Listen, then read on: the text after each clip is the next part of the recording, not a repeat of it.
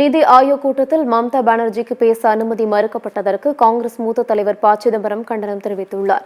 புதுக்கோட்டையில் செய்தியாளர்களிடம் பேசிய அவர், எதிர்க்கட்சிகளின் குரல்களை அடக்க வேண்டும் என்று ஆளும் பாஜக முயற்சி செய்கிறது என்று குற்றம் சாட்டினார்.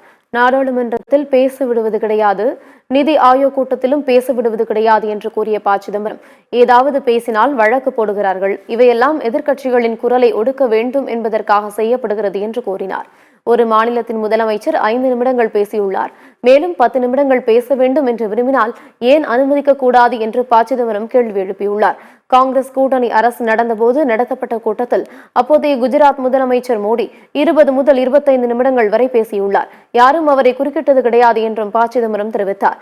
எதிர்க்கட்சி முதலமைச்சர் 5 நிமிடம் பேசினால் என்ன, 10 நிமிடம் பேசினால் என்ன என்று அவர் கேள்வி எழுப்பியுள்ளார். ஜனதா கட்சி